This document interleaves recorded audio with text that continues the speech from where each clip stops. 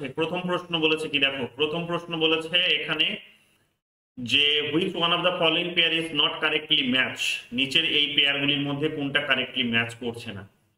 ঠিক আছে, যেটা ম্যাচ করছে না সেটা হচ্ছে মিশেল ফুকো পাওয়ার অ্যাস ক্যাপিলারি। আমি এগুলো ফুকো পড়া থেকে বোঝাবো, কারণ এমনিতেই আমি লম্বা করবো না ক্লাসগুলোকে বারবার রিপিট করে, কারণ ফুকো পড়া থেকে আবার আসবে।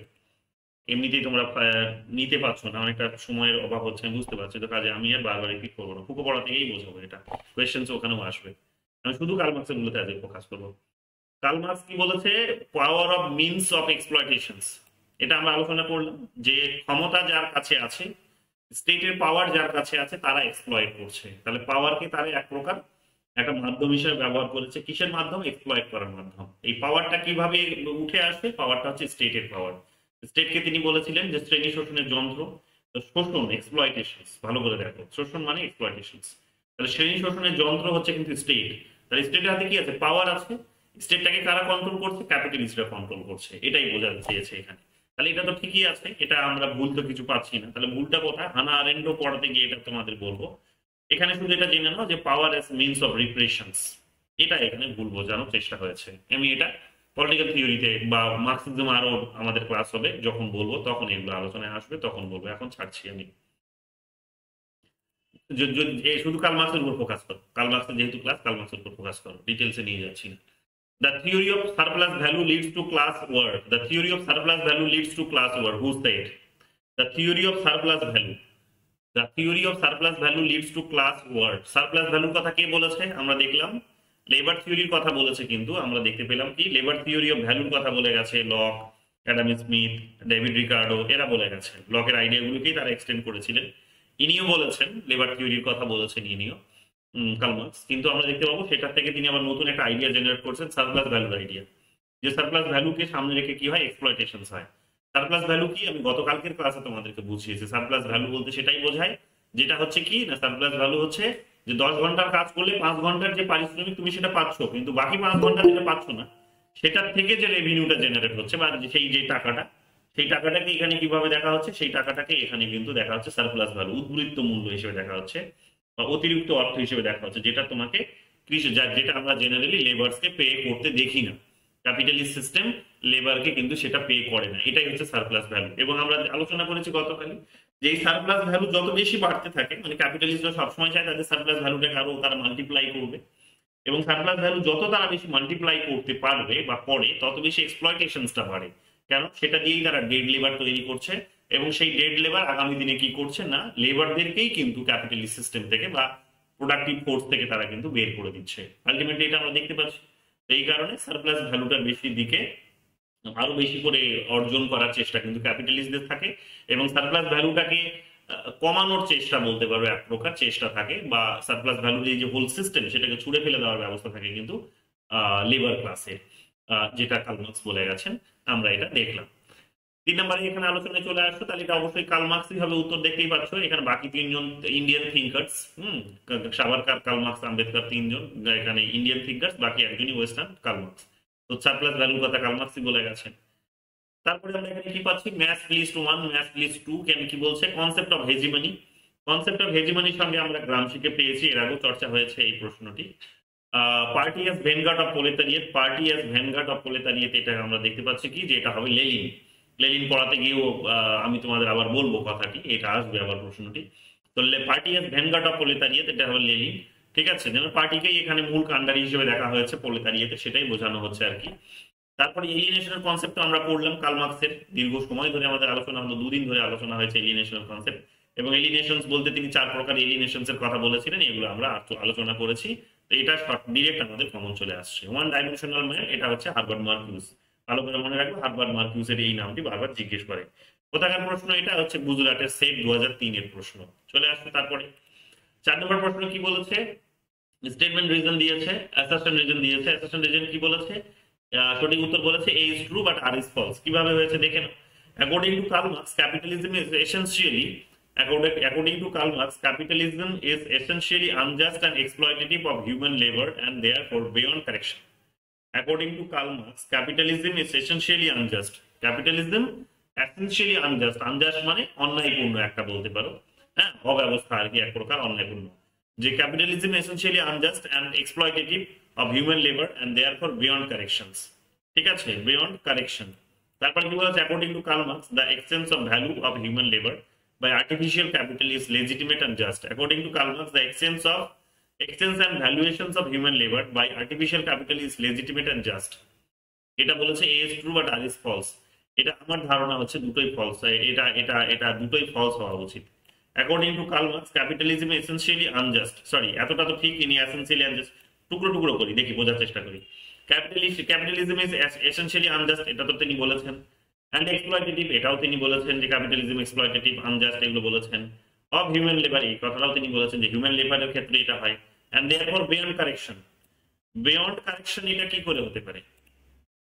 beyond correction কি করে হতে পারে? কারেকশনের ঊর্ধ্বে কি করে হতে পারে? therefore correction এটা হতে পারে, beyond correction হবে না। কারেকশনের ঊর্ধ্বে কি করে হবে? কারেকশনের ঊর্ধ্বে নেই, কারেকশন করতে হবে, এটাকে বদলাতে হবে।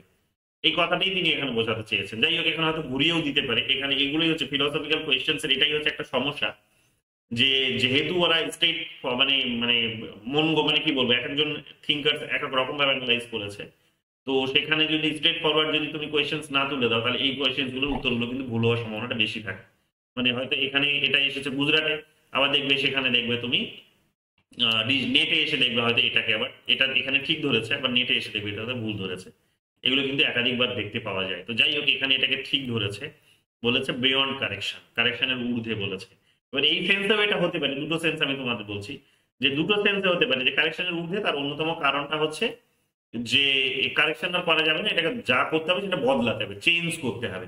তো কারেকশনস এর ঊর্ধ্বে এটা বলেছে, এটা বদলাতে হতে পারে, এটা একটা এই সেন্সে হতে পারে। আর একটা হতে পারে কি, যে না, কারেকশনস এর ঊর্ধ্বে এটা নয়, বরং কারেকশন করা যেতে পারে। এই দুটোই হতে পারে। এখানে এক্সাক্ট কার্ল মার্কসের তো লাইন তো বলে দিয়েছে, তুলে দিয়েছে, কিন্তু কোনো বইয়ের লাইন তুলে দিয়েছে বলে আমি মনে করি না, তাহলে এটা কোটেশনের মধ্যেই রাখতো।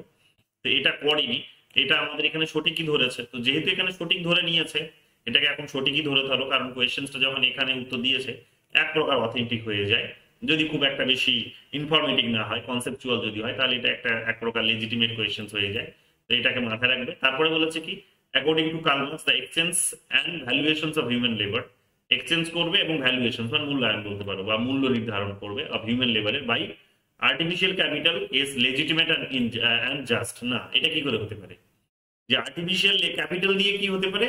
আর্টিফিশিয়াল ক্যাপিটাল দিয়ে লেবারের ভ্যালুটাকে তুমি এখানে যে লেজিটিমেট করেছো, জাস্ট করেছো, এটা তো তিনি মেনে নেননি। ইনি বলেছেন যে না, এটা তো করা যাবে না। এর বিপরীতে তিনি বলেছিলেন, বলেছেন না, হিউম্যান লেবারের মতো যেটা সে পাচ্ছে সেটাই তার বেতন হবে, বরং এখানে আর্টিফিশিয়ালিটি দিয়ে, আর্টিফিশিয়াল ক্যাপিটাল দিয়ে যেভাবে তাকে লেজিটিমেট করা হয়েছে, এটা অন্যায়। এগুলোর কথা তিনি বলেছিলেন। তাহলে এখানে এটা তো আমরা দেখতে পাচ্ছি এটাকে ঠিক দিয়েছে, আর এই কারণে এটাকে কিন্তু ভুল দিয়েছে। যাই হোক, এটাকে সঠিক উত্তর নিয়েছে যেহেতু, আমরা এটাই নেব।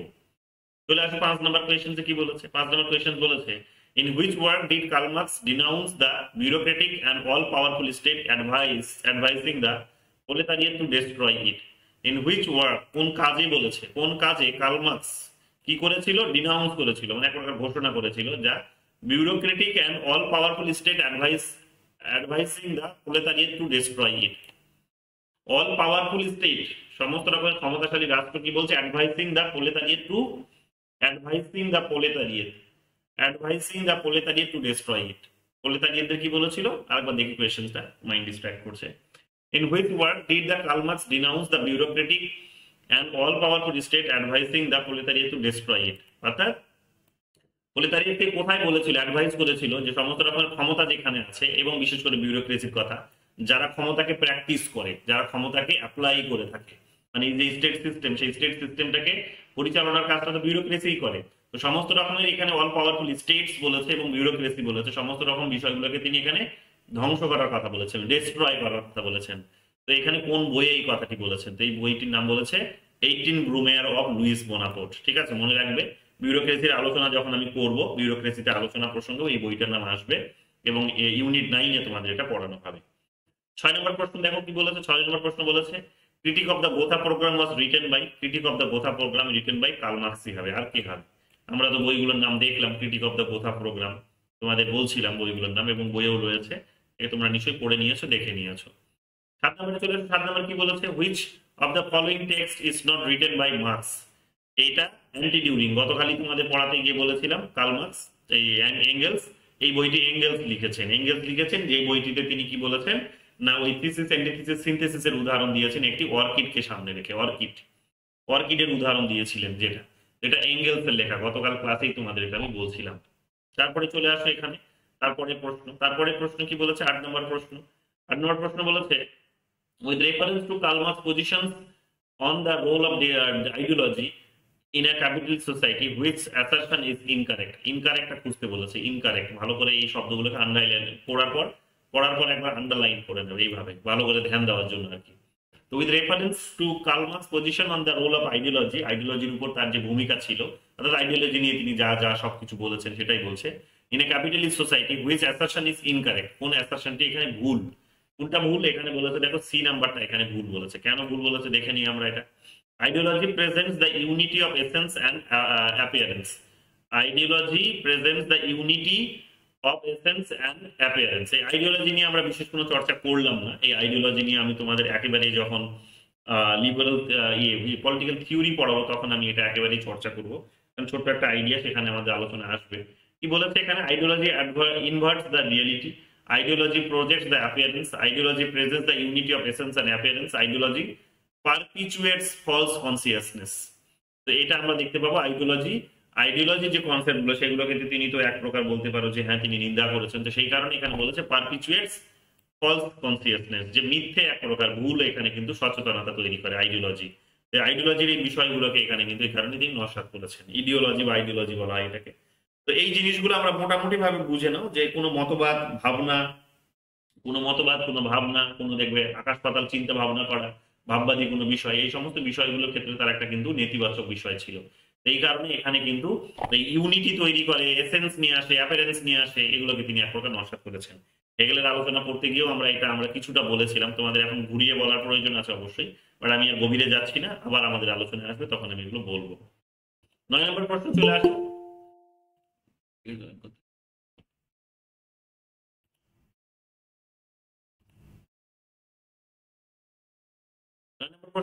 9 নম্বর প্রশ্ন কি বলেছে, 9 নম্বর প্রশ্ন বলেছে which of the following book has not been authored by Karl Marx, Karl মার্কসের লেখা কোনটা বই নয়। সায়েন্স অফ লজিক, এই সায়েন্স অফ লজিক কার লেখা, পড়ে আসলাম আমরা, বলো কার লেখা? হেগেলের লেখা science of logic. German ideology Karl মার্কসের লেখা। Critique of Gotha program Karl মার্কসের লেখা। প্যারিস ম্যানুস্ক্রিপ্ট এটা কিন্তু কার্ল মার্কসের লেখা। সায়েন্স অফ লজিক হেগেলের লেখা, আমরা পড়ে আসলাম, তাই না? পিওয়াইকিউ তো তোমরা পেয়েছো, চর্চা আমাদের হয়েছে। Marx in his thought on bureaucracy refuted, 2020 সালে এটা ওয়েস্ট বেঙ্গল সেটে এসেছে। তো হেগেলকে রিফিউট করেছেন তিনি, হেগেল রিফিউট মানে এক প্রকার টেনে নিয়ে এসেছেন, উদ্ধৃত করেছেন বলতে পারো। তো হেগেলকে করেছেন কেন বিউরোক্রেসি চর্চা করতে গিয়ে, হেগেল করতে গিয়ে আমি তোমাদের বলেছিলাম হেগেল কি বলেছিলেন, ইউনিভার্সাল ক্লাস হিসেবে দেখেছিলেন এদেরকে, ইউনিভার্সাল ক্লাস মনে পড়ছে? হেগেল পড়াতে গিয়ে তোমাদের বলেছিলাম যে হেগেল বিউরোক্রেসিকে ইউনিভার্সাল ক্লাস হিসেবে দেখেছেন, ইউনিভার্সাল ক্লাস। কেন? তার কারণ এদের একটা বেসিক প্রিন্সিপালস হচ্ছে যে এরাই স্টেট সিস্টেমটাকে পরিচালনা করে, এরা ভীষণ দক্ষ এবং এদের দক্ষতাটা কিন্তু এক প্রকার অনিবার্যতা আছে, হ্যাঁ, যে এবং এদেরকে দক্ষতা না থাকলে এরা স্টেট সিস্টেম পরিচালনা করতে পারবে না, সেই কারণে এদেরকে দক্ষ একজন ব্যক্তি হিসেবে দেখেছিলেন বা গ্রুপ হিসেবে দেখেছিলেন বা ক্লাস বলা ভালো, ইউনিভার্সাল ক্লাস যেহেতু তিনি বলেছিলেন তো ক্লাস হিসেবে দেখেছিলেন। পরবর্তীকালে যে আইডিয়াগুলোকে ক্রিটিসাইজ করলেন কার্ল মার্কস এবং বলার চেষ্টা করলেন এরা হচ্ছে কি ক্যাপিটালিজমের মাথার উকুন, ক্যাপিটালিস্ট সিস্টেমে এরা হচ্ছে কি যে এরা হচ্ছে মাথার উকুনের মতো, মানুষের এই লেবারদের মাথার উপরে বসে এরা কি করছে না রক্ত চুষছে, এদের আর অন্য কোনো কাজ নেই, এদের কোনো ভূমিকা নেই, এরা হচ্ছে কিন্তু একটা শোষণকারী একটা কিন্তু প্রাণী, এর কোনো রকমের ভূমিকা নেই, কিন্তু এরা কিন্তু লেবারদের এই ধরনের রক্ত চুষে খায়, তারা শোষণ করে। তো এদেরকে কিন্তু তিনি এখানে এক প্রকার গালমন্দ করেছিলেন। তো বিউরোক্রেসি যখন আমরা চর্চা করব ম্যাক্স ওয়েবারের, তখন দেখবে শুরুতে আগে কার্ল মার্কস পড়ানো হবে, তারপরে তোমাদের আমি নিয়ে যাব ম্যাক্স ওয়েবারের কনসেপ্টে। কার্ল মার্কস যখন চর্চা করবো তখনই তোমাদের বলবো, বা অলরেডি হয়তো এটা নিয়ে একটা ভিডিও আছে, তো সেই ভিডিওটা একবার দেখে নিতে পারো। 11 নম্বর প্রশ্ন চলে আসে। 1 নম্বর প্রশ্ন কি বলছে, মেলাতে বলেছে, দেখে নাও মেলাতে কি বলেছে। জন স্টুয়ার্ট মিল অলরেডি পড়ে আসলাম আমরা। ইকুয়ালিটি ফর উইমেন, মহিলাদের জন্য তিনি সমতার কথা বলেছিলেন, মনে করে দেখো। অন লিবার্টির কথা মনে করে দেখো, সাবজুগেশনস অফ উইমেনের কথা, এই সমস্ত বইয়ে তিনি কিন্তু এই কথাগুলো কিন্তু বলেছিলেন, বিশেষ করে অন সাবজুগেশনস অফ উইমেন, যেখানে মহিলাদের তিনি ভোটিং রাইটস, এডুকেশনাল রাইটস, ইকুয়ালিটির রাইটস এইগুলো কিন্তু তিনি মহিলাদের জন্য চেয়েছিলেন। কার্ল মার্কস, তারপরে আমরা কি দেখতে পাচ্ছি, কার্ল মার্কস আমরা এলিয়েনেশনের কনসেপ্ট চর্চা করলাম আমরা কার্ল মার্কসের প্রসঙ্গ। গত দুদিন আগেই হলো, কালকেও হয়েছে, পরশু গত আগের দিনও হয়েছে, তার আগের দিন, 3 দিনই হয়েছে এক প্রকার। ইজা বার্লিন আমরা এখানে দেখতে পাচ্ছি যে ইজা বার্লিন কি, ইজা বার্লিন হচ্ছে পজিটিভ আর নেগেটিভ লিবার্টি, তোমাদের একাধিকবার বলেছি। জন লক আমরা চর্চা করেছি, সেখানে টলারেন্সের ধারণা আমরা পেয়েছি, সেগুলো আমাদের চর্চা হয়েছে। 12 নম্বর প্রশ্নে চলে আসবে। 12 নম্বর প্রশ্ন কি বলেছে, which one of the following books was not written by Karl Marx. Karl মার্কসের কোনটা লেখা নয়? কার্ল মার্কসের যেটা লেখা নয় সেটা হচ্ছে ডাইলেকটিক্স অফ নেচার, এখানে বলেছে। আগে দেখে নি কি কি আছে। জার্মান ইডিওলজি তার লেখা, দ্য হোলি ফ্যামিলি তার লেখা, সিভিল ওয়ার ইন ফ্রান্স তার লেখা। ডাইলেকটিক্স অফ নেচারটা তার নিজের লেখা নয়, ঠিক আছে? ডাইলেকটিক্স অফ নেচার এটা তার নিজের লেখা নয়। 13 নম্বর প্রশ্ন চলে আসছে। 13 নম্বর প্রশ্নে কি বলেছে, according to Marx the state being into according to Marx the state came into being too। এটা 13 সালে কেরালাতে এসেছে, দেখে নাও কি বলছে। According to Karl Marx the state came into being to. এখানে রাষ্ট্র আসলে এসেছে, কার জন্য এসেছে, কিসের জন্য এসেছে, সেই ধরনের একটা প্রশ্ন। দেখেনি কার বলেছে নাকি কিসের বলেছে। তো এখানে লেজিটিমাইজ বলেছে legalize exploitations of the poor by the states.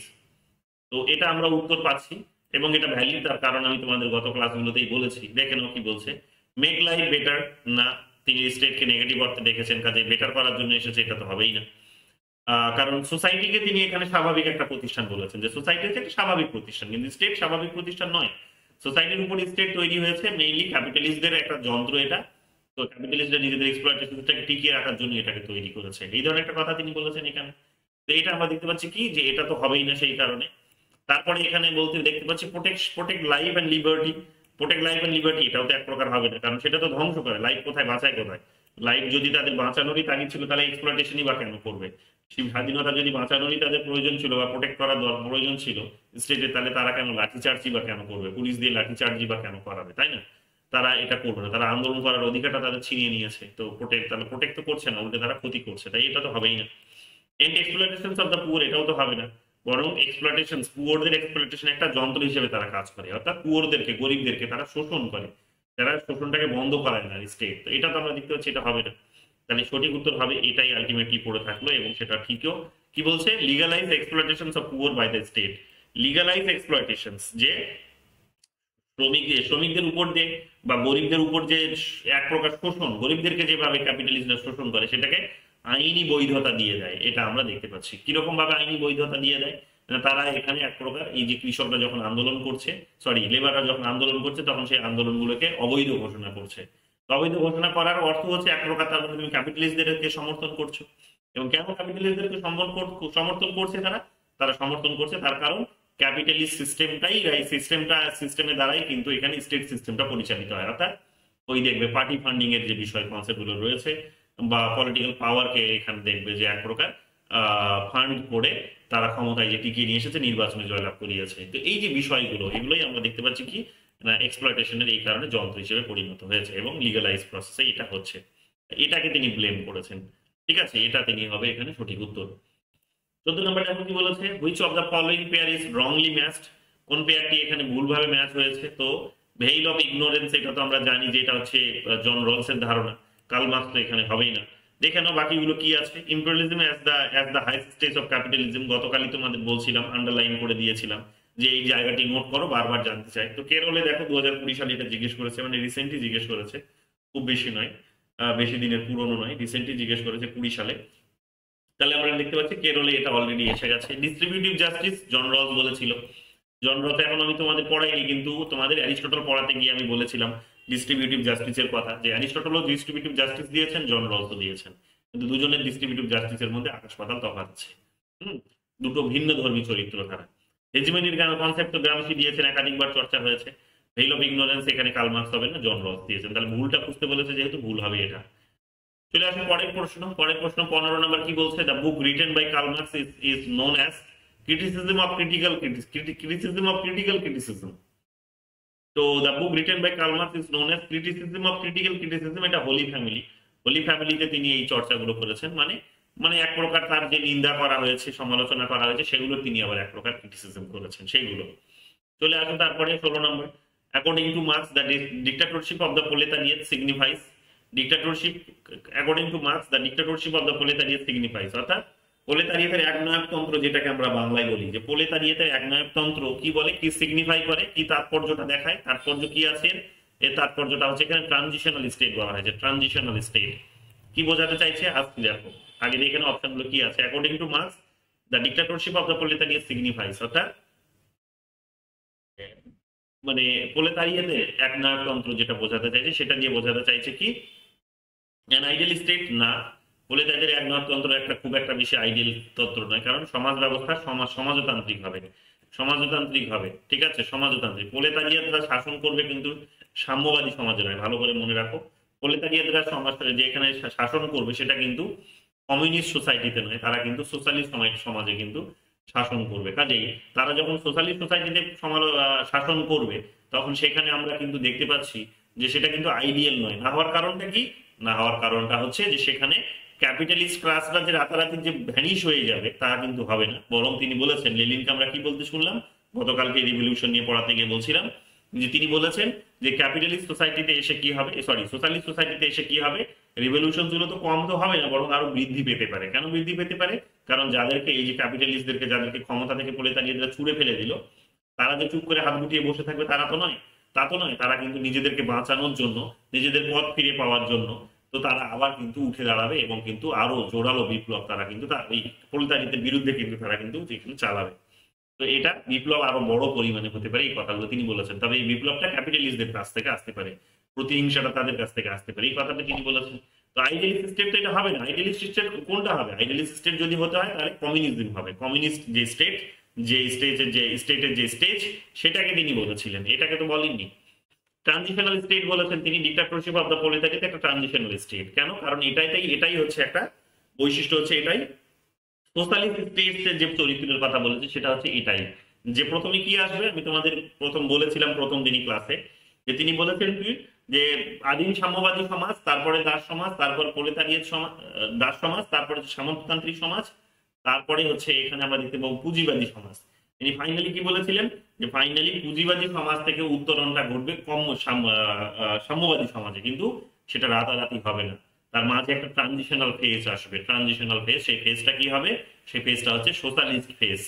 যেখান থেকে কি হবে না কমিউনিজমেরও কিছু সাধারণ বৈশিষ্ট্য থাকবে, যেটা একেবারে কমপ্লিট ইকুয়ালিটি গুলোকে প্র্যাকটিস করা হবে, যেখানে যেখানে কোনো ডিসক্রিমিনেশন থাকবে না। তো সেটার কিছু কিছু বৈশিষ্ট্য এই এই ট্রানজিশনাল স্টেজ, যেটাকে সোশ্যালিস্ট স্টেট বলছি আমরা, সেখানে প্র্যাকটিস হবে। আবার লিবারাল যে সমাজ ব্যবস্থা বা ক্যাপিটালিস্ট যে সোসাইটি বা স্টেট, সেটারও কিছু ফিচার্স কিন্তু মানে প্রোলেতারিয়েতরা ক্ষমতা দখল করে নিয়েছে মানে এই নয় যে সে রাতারাতি সব ছুড়ে ফেলে দিতে তারা পারবে না। কিছু কিছু বৈশিষ্ট্য তারপরেও রয়ে যাবে, সেগুলো এসে কিন্তু এখানে প্র্যাকটিস হবে। তাহলে এখান থেকে ট্রানজিশনটা ঘটবে এবার কোথায় না, সোশ্যালিস্ট স্টেট থেকে ট্রানজিশনটা ঘটবে এবার কিন্তু এই সাম্যবাদী সমাজে। তো এই কারণে এটাকে এখানে বলা হয়েছে যে প্রোলেতারিয়েতের যে ডিক্টাটরশিপ, এটাকে তিনি ট্রানজিশনাল স্টেট হিসেবে এখানে দেখানোর চেষ্টা করেছেন। অটোক্রেটিক স্টেট তো হবেই না, লিবারাল স্টেট তো হবেই না, কারণ লিবারাল স্টেট হলে এখানে এটা ক্যাপিটালি শব্দ ব্যবহার করতে হতো। The dictatorship of the the dictatorship of the proletariat না হয়ে এটা হয়ে যেত the dictatorship of the capitalist হয়ে যেত। যদি হতো তাহলে এটা লিবারাল স্টেট হতো, কিন্তু যেহেতু এখানে প্রোলেতারিয়েটের কথা বলা হয়েছে, তাই লেবারদের কথা বলা হয়েছে, তো এটা কিন্তু সঠিক উত্তরটা ট্রানজিশনাল স্টেট হিসেবে এখানে কিন্তু উঠে আসবে। 17 নম্বর চলে আসে। 17 নম্বর কি বলেছে? 17 নম্বর বলেছে in which one of the following do we find Karl Marx description of the early Indian society and economy? In which one of the following do we find Karl Marx description of the early Indian society? In which one of the following do we find Karl Marx description of the early Indian society and economy? The Indian early society নিয়ে তিনি আলোচনা করেছেন। এখানে আমরা দেখতে পাবো Asiatic model of প্রোডাকশনে, Asiatic mode of production, এই মোড অফ প্রোডাকশনে তিনি কিন্তু এখানে ইন্ডিয়ান সোসাইটি নিয়ে আলোচনা করেছেন। শুধু এটা নয়, আরো অনেক তার লেখাপত্র ছিল, সেখানেও তিনি আলোচনা করেছেন। তবে এখানে একটা শুরুতে তিনি আলোচনা করেছেন, এটা তার আর্লি রচনা বলতে পারো, এটা আমরা দেখতে পাচ্ছি। যাই হোক, এবং এবং এক প্রকার মনে রাখো যে ক্যাপিটালিস্টদের যে শোষণ, ব্রিটিশদের যে শোষণ আমাদের এই ইন্ডিয়ানসদের উপরে, সেটা কিন্তু তিনি নিন্দা করেছিলেন। এগুলোকে তিনি কিন্তু দেখিয়েছেন খুব জোরালো ভাবে, ঠিক আছে, এগুলো কিন্তু মাথায় রাখবে। ব্রিটিশদের সাম্রাজ্যবাদী ব্যবস্থাগুলোকে তিনি নিন্দা করেছেন। Which one of the following pair is not correctly match? কোনটা ম্যাচ করছে না? দেখো রিপিট কোয়েশ্চেন, মহারাষ্ট্রতেও এসে গেছে এই কোয়েশ্চেনটা, ঠিক আছে। পাওয়ার অ্যাজ মিনস অফ রিপ্রেশনস, এটা হবে না, এটা রিপিট কোয়েশ্চেন, এটা তোমরা দেখতে পেলে, ঠিক আছে। না, এখানে একটু ঘুরিয়েছে। মিশেল ফুকো পাওয়ার অ্যাজ ক্যাপিলারি, তো পাওয়ারের কথা তিনি তো বলেইছেন, তোমরা জানো পাওয়ার অ্যাজ নলেজের কনসেপ্টও তিনি দিয়েছেন। Karl Marx power as means of exploitation, এটা দেখো রিপিট, এই জায়গাটা রিপিট করেছে আবার। ঠিক আছে। তারপরে হানা আরেন্ট পাওয়ার অ্যাজ কালেক্টিভ ওয়ার্ক, এই কথাটা আমরা তখন পাইনি, অন্য কিছু পেয়েছিলাম। জর্জ লুকাস এখানে বলেছে, Steven Lucas, power as means of recreations, এটা তিনি বলেনি, অন্য কথাই বলেছেন। আসবো পলিটিক্যাল থিওরিতে চর্চা করব। আপাতত এখানে বুঝে নাও যে কার্ল মার্ক্সের আলোচনার প্রসঙ্গে এক্সপ্লয়টেশন হিসেবে তিনি দেখিয়েছেন পাওয়ারকে, যে পাওয়ারই যাদের হাতে থাকে তারা এক্সপ্লয়েট করে। তো তারা কারা? মেইনলি তিনি ক্যাপিটালিস্ট সোসাইটির পার্সপেক্টিভ থেকে এই কথাটি বলার চেষ্টা করেছেন। 19 নম্বর প্রশ্ন চলে আসো, কি বলেছে? 19 নম্বর প্রশ্ন বলেছে what are the sources sources of Karl Marx theory, Karl মার্কসের থিওরি সোর্স গুলো কি কি? তো এখানে আমরা গতকাল চর্চা করলাম যে তিনি এখানে আমরা জার্মান ফিলসফি থেকে, জার্মান ফিলসফিটা তিনি ধার করেছেন, মেইনলি হেগেলের যে ফিলসফি ডায়ালেকটিক্স, সেই ডায়ালেকটিক্সকে তিনি এখানে ধার করেছেন। ব্রিটিশ পলিটিক্যাল ইকোনমিকে তিনি ধার করেছেন, ডেভিড রিকার্ডোর কথা মনে করে দেখো, অ্যাডাম স্মিথের কথা মনে করে দেখো, জন লকের কথা মনে করে দেখো। তো এদের কথা থেকে, এদের কাছ থেকে তিনি ব্রিটিশ পলিটিক্যাল ইকোনমিটাকে ধার করেছেন। আর ফ্রান্স থেকে তিনি সোশ্যালিজমকে ধার করেছেন। তাহলে প্রথমটাই সঠিক উত্তর হবে। হ্যাঁ, প্রথমটাই সঠিক উত্তর আছে, দেখো প্রথমটাই সঠিক উত্তর হবে। ফ্রান্সকে এখানে সোশ্যালিজম, ফ্রান্সের সোশ্যালিজম থেকে তিনি ধার করেছেন, অর্থাৎ তার সোশ্যালিস্টের যে প্রিন্সিপাল, সেই প্রিন্সিপাল ফ্রান্স থেকে ধার করেছেন। কেন? কারণ তার আগে সেখানে আমরা দেখতে পাবো যে কতগুলো ইউটোপিয়ান সেখানে স্কুলস রাতারাতি কিন্তু গড়ে উঠেছিল, বা ইউটোপিয়ান কতগুলো মুভমেন্ট গড়ে উঠেছিল, যারা সোশ্যালিজম নিয়ে আসার অবশ্যই চেষ্টা করেছিল, কিন্তু তারা সফল হয়নি। সেখানে আমি তোমাদের নামগুলোর মধ্যে বলেছিলাম সাঁ সিমো, চার্লস ফুরিয়ে, রবার্ট ওয়েন, এই সমস্ত, এবং জিবি ম্যাবলির কথা বলেছিলাম। এই কথাগুলো আমরা সেখানে আলোচনা করেছি, নামগুলো পেয়েছি গতকালকের আলোচনা, এগুলো আমাদের ছিল। দেখো কমন চলে এসেছে, মহারাষ্ট্র 2016 সালে এসে গেছে। 20 নম্বর প্রশ্ন দেখো কি বলেছে, which one of the following pair is not correctly match, কোনটা ম্যাচ করছে না? Karl Marx alienation from the nature, alienation from the nature, এটা তো তিনি বলেছেন। 4 ধরনের এলিনেশনের কথা বলেছেন, তার মধ্যে তো নেচারের একটা জায়গা তো ছিলই, তোমরা জানো যে এটা তো তার মধ্যে একটা পার্ট, কাজে আমি রিপিট করছি না, একেবারে যেহেতু আমাদের রিসেন্ট ক্লাস হয়েছে। কার্ল মার্কস কি বলেছে? এলিনেশন ফ্রম হিউম্যানিটি, এলিনেশন ফ্রম হিউম্যানিটি, এটাও তিনি বলেছেন। হ্যাঁ, হিউম্যানিটি হচ্ছে, অর্থাৎ হিউম্যানিটি মানে এক প্রকার ধরো মানুষ থেকে মানুষের দূরত্ব, যেটা হচ্ছে মানুষের সঙ্গে মানুষের দূরত্ব, মেশিনারি হয়ে যাচ্ছে মানুষ, মানুষ সেখানে আর মানুষ পাশের প্রতিবেশীর সঙ্গে তার কোনো সম্পর্ক নেই, মানুষ তার নিজের স্পিসিসের থেকে দূরত্ব, স্পিসিস যেটা সেটার থেকে তার দূরত্ব তৈরি হচ্ছে, অন্য মানুষের সঙ্গে দূরত্ব তৈরি হচ্ছে, সে মানবিক আর মানুষ থাকছে না। এবং কখন হচ্ছে না? মেইনলি যখন তার নিজের যে যেটা ভোগ্য পণ্য, যেটা তার যে যেটা যেটা সারপ্লাসটা যেটা ক্যাপিটালিস্টরা ভোগ করেছে, সেটা ক্যাপিটালিস্টদের নয়, তার এখানে লেবারদের পাওয়ার কথা ছিল। কিন্তু যেহেতু তার নিজের কাজের এখানে বলা হচ্ছে যে পরিশ্রমের ফসলটা যেহেতু অন্য কেউ উপভোগ করছে, কাজেই এখানে কম্পিটিশনটা বেড়ে গেছে। এবং এই কম্পিটিশন বাড়তে গিয়ে আমরা কি দেখতে পাচ্ছি না, সেখানে দ্বন্দ্বটা অনিবার্য হয়ে পড়ছে, এবং সেই দ্বন্দ্বই আলটিমেটলি হিউম্যানিটির কিন্তু অবক্ষয় ডেকে নিয়ে আসছে। এই কথাগুলো তিনি বলেছিলেন, একেবারে আমরা আর্লি কার্ল মার্কসের আলোচনার মধ্যে এগুলো পেয়েছি। এলিনেশন ফ্রম হিমসেলফ, তার নিজের মধ্যে থেকেই নিজে সরে যাচ্ছে, তাই না? বা স্পিসিসের কথাও বলতে পারো, মানব জাতি থেকে তার একটা কিন্তু অবক্ষয় ঘটছে, মেশিন হয়ে যাচ্ছে। তো এই আলোচনাগুলো এটাও আমরা পেলাম। এলিনেশন ফ্রম স্পিরিট, স্পিরিটের কথা তো তিনি বলেননি, আত্মার থেকে বিচ্যুতি, এগুলো তিনি বলেননি, এগুলো হেগেলের আলোচনার মধ্যে হয়তো আসলে আসতে পারে। স্পিরিটের ধারণায় তার কিন্তু ভরসা ছিল না। তিনি বলেছিলেন যে ওই স্পিরিট নিয়ে চর্চা করার কোনো জায়গা অবকাশ আমার কাছে নেই, এত সময় নেই, বা এত এত তিনি প্রয়োজন বোধ করেন। তিনি বলেছিলেন একেবারে বাস্তবের মাটিতে দাঁড়িয়ে এখানে ওই অতীন্দ্রিয় জগতের চর্চা করা, এটা মোটেও কিন্তু শোভনীয় নয়। যেখানে এত বড় পরিমাণে মানুষ খেতে পারছে না, পড়তে পারছে না, সেখানে অতীন্দ্রিয় জগতে চর্চা করে সিস্টেমটা আলটিমেটলি অতীন্দ্রিয় জগতেরই কোন এক শক্তির হাতে নিয়ে গিয়ে দাঁড় করিয়ে দেওয়া, যেটা হেগেল করেছিলেন। স্টেটের হাতে সমস্ত ক্ষমতা দিয়ে দিলেন এবং ভগবানের আসনে বসিয়ে দিলেন, কাইন্ড অফ এখানে স্টেটকে বা রাজাকে স্পিরিটের আসনে বসিয়ে দিলেন, সর্বশক্তিমানের একটা ক্ষমতা তিনি দিয়ে দিলেন। তো তিনি কার্ল মার্কস এগুলো কিন্তু করেননি। কার্ল মার্কস বলেছিলেন যে এগুলো করার অবকাশ আমার নেই, এগুলো সময় নেই, এক বাস্তবের মাটিতে দাঁড়িয়ে আমাদেরকে কিন্তু বাস্তবটা কিন্তু বুঝতে হবে, এগুলো তিনি বলেছিলেন। এগুলো আমরা দেখলাম। 21 নম্বর প্রশ্ন কি বলেছে, which one of the following pair is not correctly match, কোনটা ম্যাচ করছে না? Amartya Sen equality of capability, capability অ্যাপ্রোচের কথা তোমাদের এর আগেও আমি একাধিকবার বলেছি। রোনাল্ড ডলফিন ইকুয়ালিটি অফ রিসোর্সের এই কোয়েশ্চেনটা অলরেডি আমরা সলভ করেছি, ছিল আমাদের এর আগের ক্লাসগুলিতে, তাহলে এটা তো এখানে পেয়ে গেলে।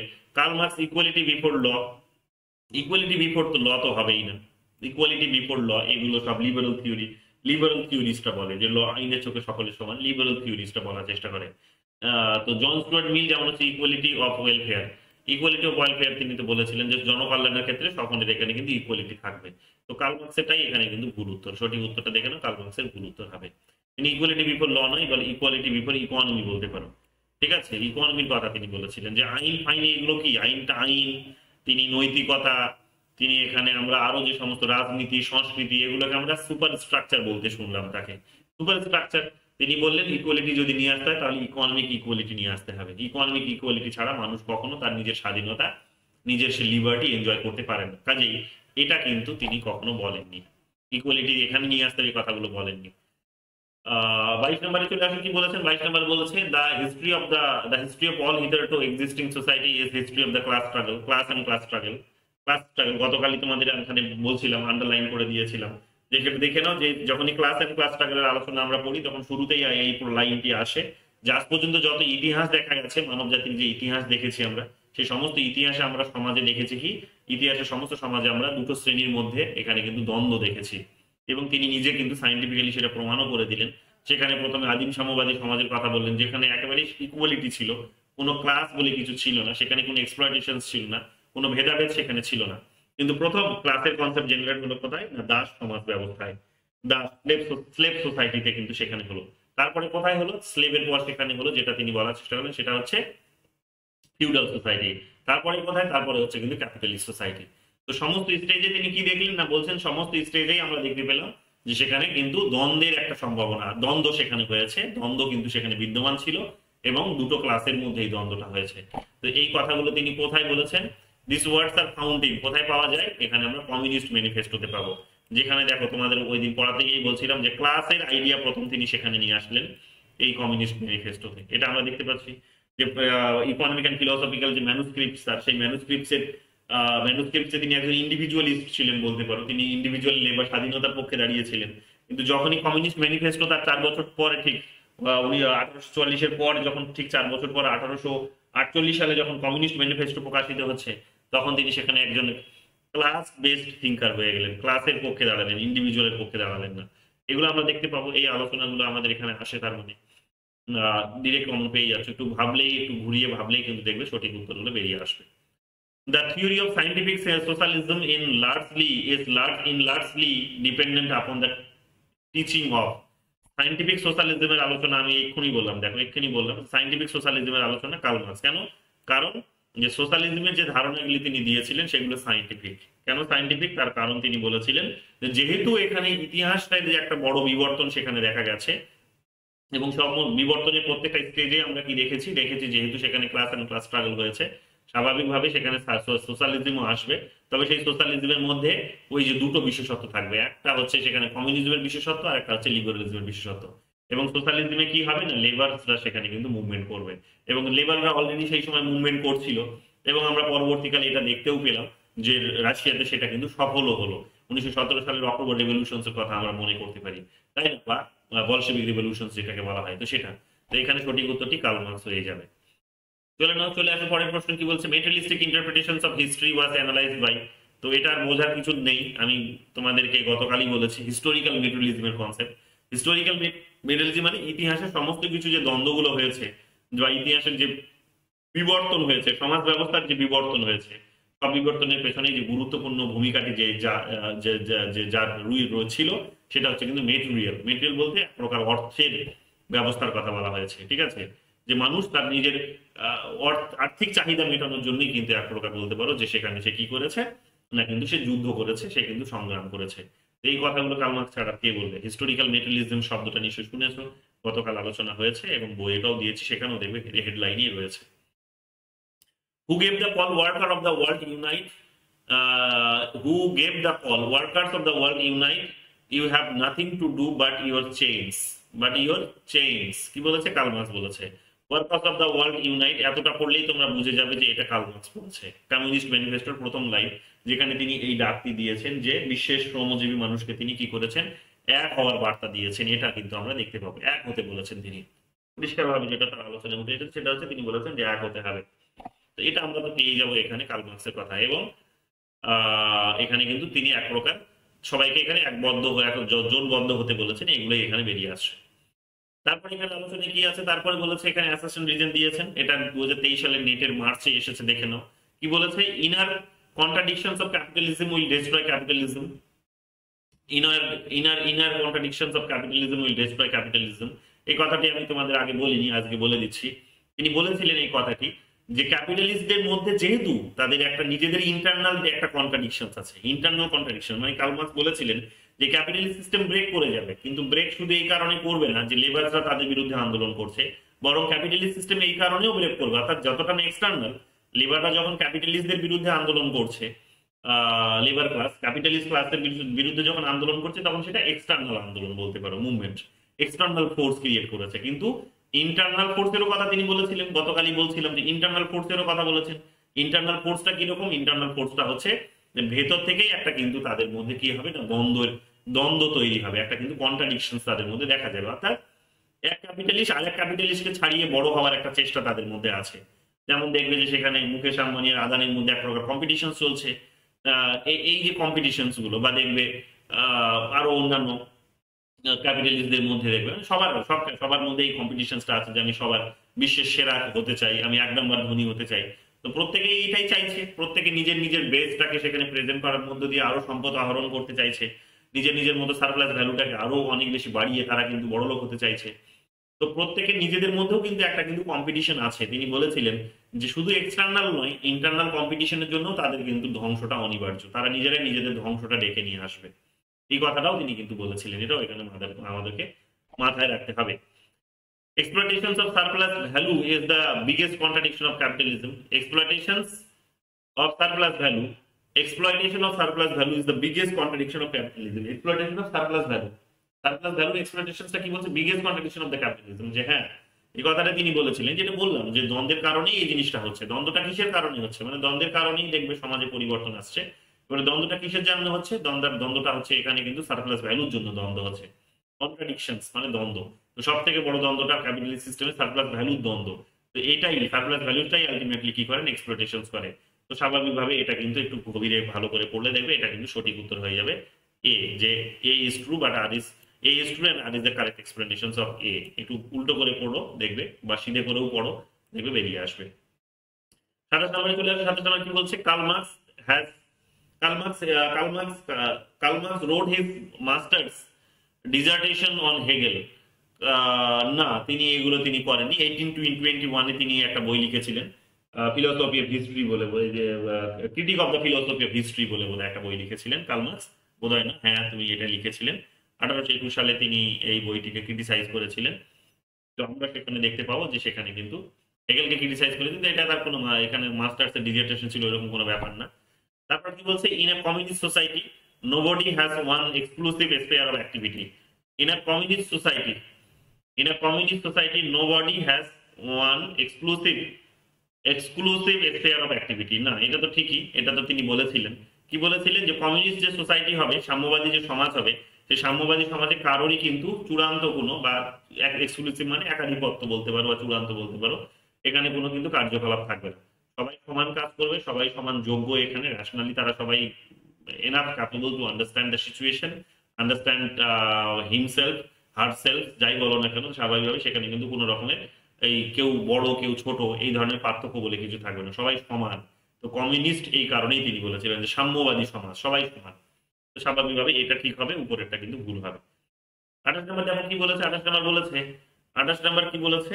28 নম্বর বলেছে এখানে state as a class, state as a ethical life, state as a power, minimal state. তো মিনিমাল স্টেটের ধারণাটা সবার আগে দেখো কে দিয়েছে? মিনিমাল স্টেটের ধারণা আমরা এখানে দেখতে পাবো যে রবার্ট নোজিক দিয়েছে। হাইগেন রবার্ট নোজিক, এখানে আমরা পেয়ে যাচ্ছি ডি তে 4। ডি তে যদি 4 এখানে দেখি তাহলে 2 আর 3 বেরিয়ে আসছে। তারপরে দেখো স্টেটাস পাওয়ার, স্টেটাস পাওয়ার এটা তো কার্ল মার্কস আর লেনিনই বলবে।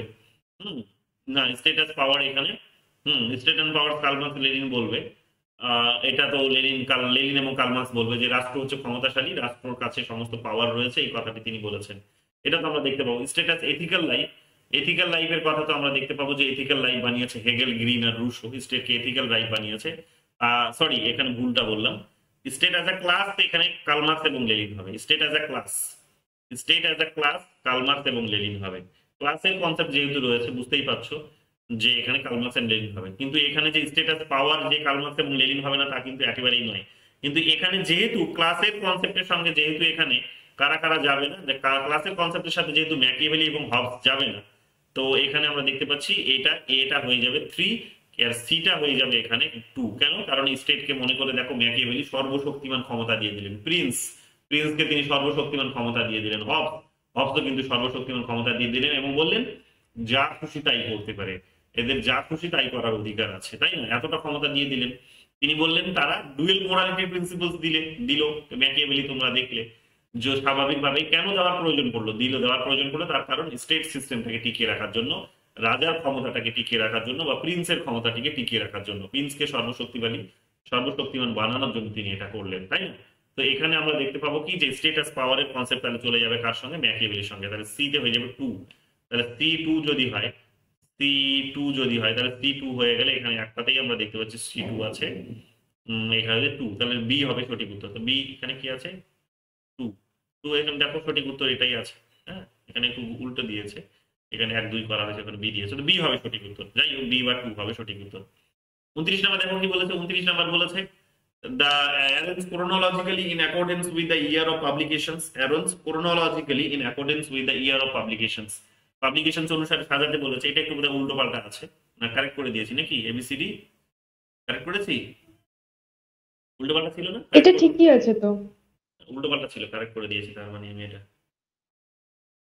এটা কারেক্ট করে দিয়েছি, উল্টো পাল্টা ছিল। আচ্ছা, অনুরাগ বললো এটা স্যার একটু উল্টো পাল্টা হয়েছে, তো কারেক্ট করে দিয়েছি আমি।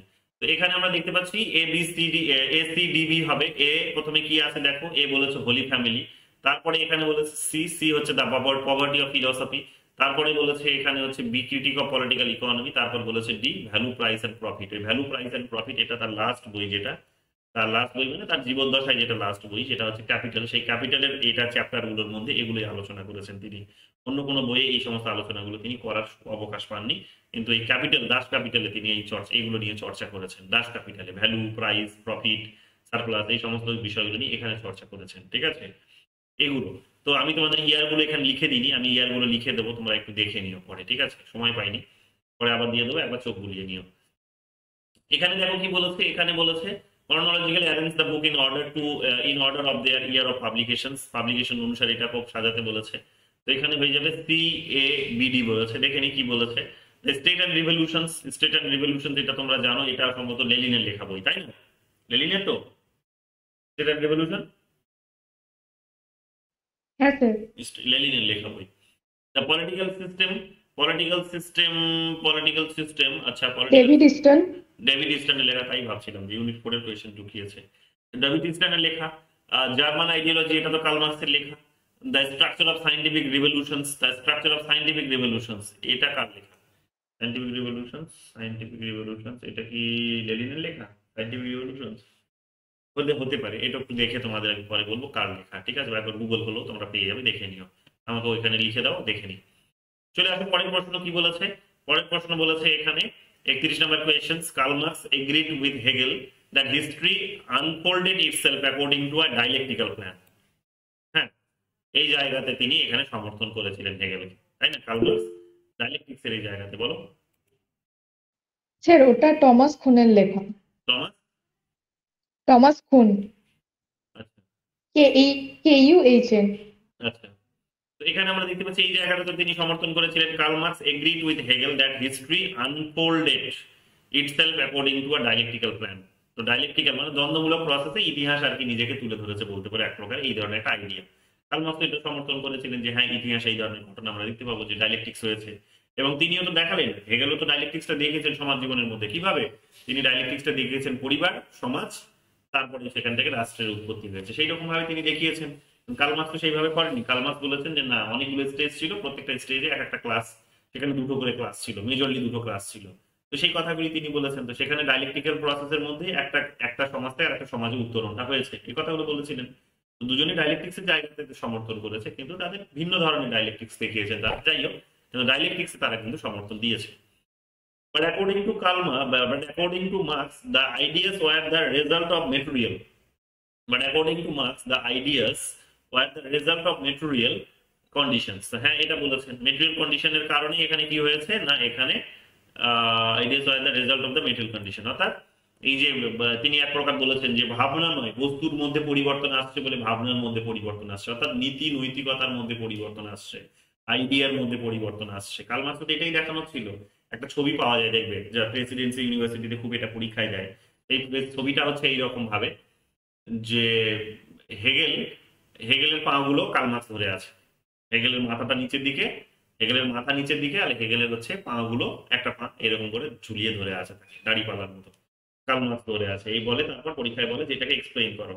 তো যেটা এখানে জানতে চাই সেটা হচ্ছে এইরকম ভাবে যে তিনি একটা আইডিয়ার ভাবনা দিয়েছিলেন, তিনি বলেছিলেন যে আইডিয়ার মধ্য দিয়ে নাকি সমস্ত কিছু পরিবর্তন হচ্ছে, ভাবনার জগতে পরিবর্তন হচ্ছে।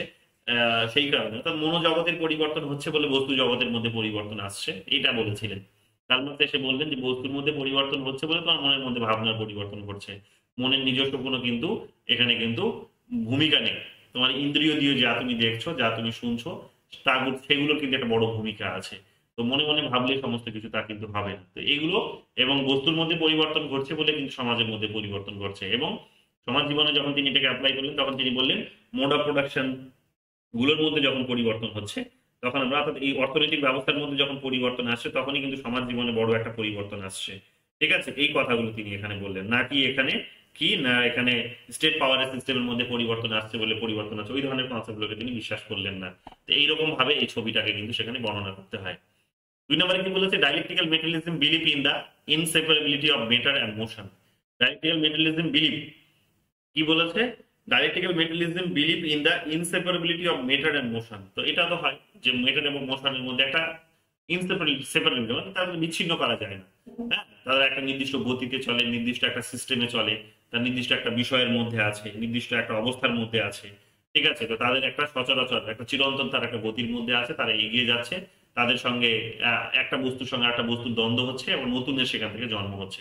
এই যে কনসেপ্ট গুলো বস্তু জগতে, তো সেগুলোকেই তারা এখানে কিন্তু ধার করেছে। তো এখানে আমরা দেখতে পাবো কার্ল মার্কস ধার করেছেন, তো এটা আমরা দেখতে পাবো, সেই কারণে দুটোই হচ্ছে সঠিক উত্তর। 32 নম্বরে চলে আসে। 32 নম্বর কি বলেছে, marks concept of alienation labour includes, marks concept of alienation labour, এই 2020 সালে নেটে এসেছে দেখো। Marks concept of alienated labour includes, alienated labour include কি কি, এলিয়েনেশন ফ্রম দ্য প্রোডাক্ট, দেখতে পেলাম আমরা, এটা চর্চা করেছি। এলিয়েনেশন ফ্রম দ্য প্রসেস, এটাও ছিল, একই সঙ্গে ছিল দুটোই, প্রথমের দিকে প্রথমেই ছিল, মনে করে দেখো। এলিয়েনেশন ফ্রম স্পিসিস, স্পিসিস মানে মানব জাতির কথা বলেছে, অন্য মানুষের সঙ্গে সঙ্গে অন্য মানুষের থেকে তার তার নিজের থেকে তার কিন্তু বিচ্যুতি, এই যে এগুলো তো মানব জাতির থেকে তার বিচ্যুতি ঘটছে, স্পিসিস। হ্যাঁ, তো এটাও তো আমরা দেখতে পাবো। এবং এলিনেশন from nature, alienation from nature, এটাও তো আমরা দেখতে পাবো, এটা তো ছিল। তাহলে এ বি সি ডি সঠিক উত্তর। 2020 সালে দেখো এটা কিন্তু এসে গেছে। চলে আসছে 33 নম্বর কোয়েশ্চেন। 33 নম্বর কোয়েশ্চেন কি বলছে, যে এখানে বলেছে যে arrange the works of Karl Marx in ascending order, ascending অর্ডারের সাজাতে বলেছে, BACD বলেছে, BACD অ্যাসেন্ডিং অর্ডারে সাজাতে বলেছে। তো দাস ক্যাপিটাল 1968 এর দিকে প্রকাশিত, সরি 1868 এর দিকে, 86 এর দিকে 68 এর দিকে প্রকাশিত হয়েছিল, এটা দেখবে। কমিউনিস্ট ম্যানিফেস্টো 48 এ প্রকাশিত হয়েছিল। ক্রিটিক অফ ব্রোথা প্রোগ্রাম আর পলিটিক্যাল ইকোনমির নাম দুটো এখন, এই ইয়ার দুটো আমি এক্সাক্ট এখন এই তোমাদের বলতে পারছি না, ভুল বলতে চাইছি না, দেখে আমি তোমাদের পরে বলে দেবো, সিকোয়েন্সটা তোমরা পেয়ে যাবে, লিখে দেবো, দেখে নিও একবার। তারপরে এখানে দেখো ম্যাথ করতে বলেছে, ম্যাথ করতে বলেছে, এখানে বলেছে মার্কস থিওরি অফ এলিনেশন, এলিনেশন এগুলো সেকেন্ডারি রাইটারদের লেখা বই, এগুলো তোমাদেরকে একটুখানি দেখে নিতে হবে, এগুলো মুখস্থ করা ছাড়া আপাতত কিছু কাজ নেই, পরে যখন আমরা যদি সুযোগ পাই থিঙ্কার ওয়াইজ করবো তখন এগুলো ডিটেলসে আমাদের চর্চা হবে, ঠিক আছে। তো এগুলো একটু দেখে নাও।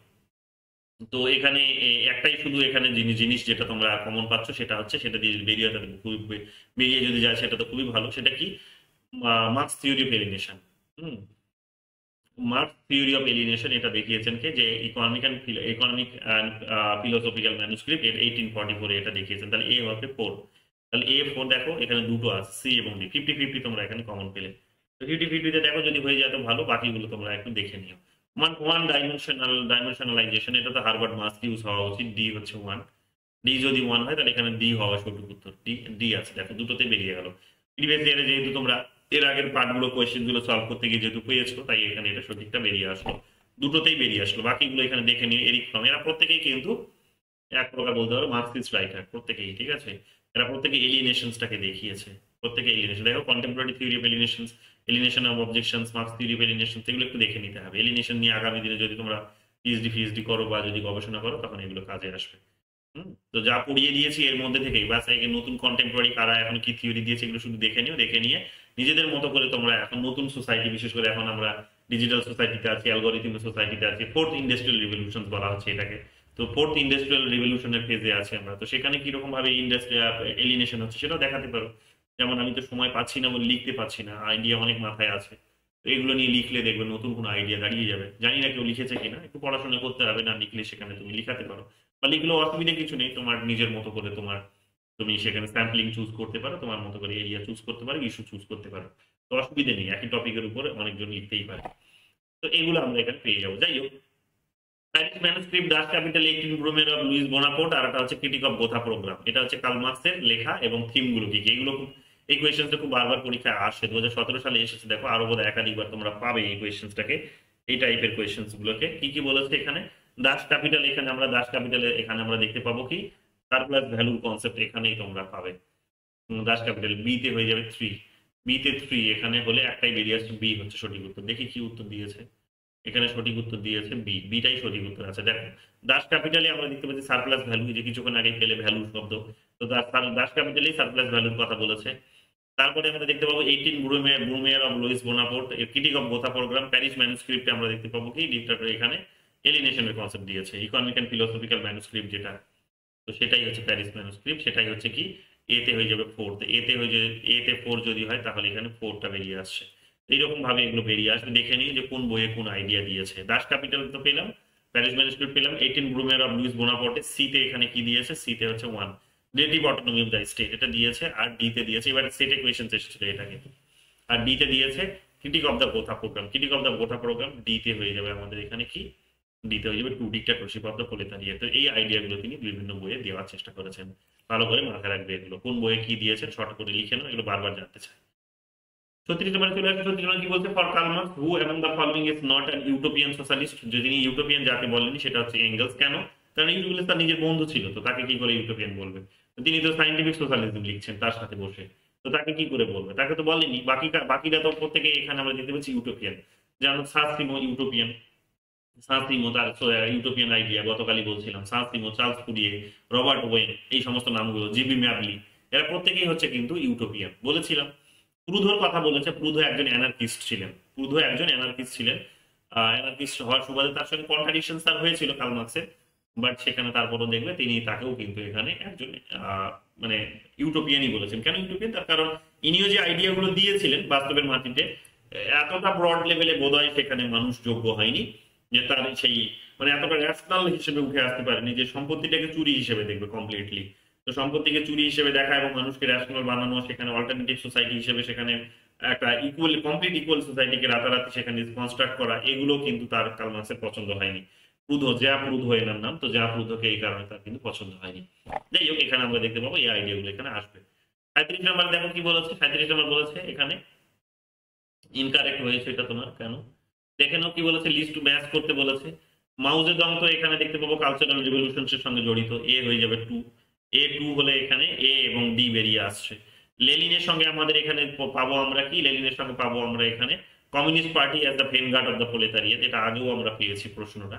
তো লেনিনের সঙ্গে আমরা বি পেয়ে যাবো 4, তাহলে এ যদি 2 হয়, বি যদি 4 হয়, A2, A2 আর B4, A2 B4, তাহলে B4 এটা ডি বেরিয়ে আসছে, দেখা যাক তারপর কি বলছে। কার্ল মার্কস, কার্ল মার্কসে আমরা এখানে প্রোলেতারিয়ান ডিক্টাটরশিপ, তো আমরা এটা পাবো, সি তে হয়ে যাবে 1, এখানে গন্ডগোল আছে নাকি?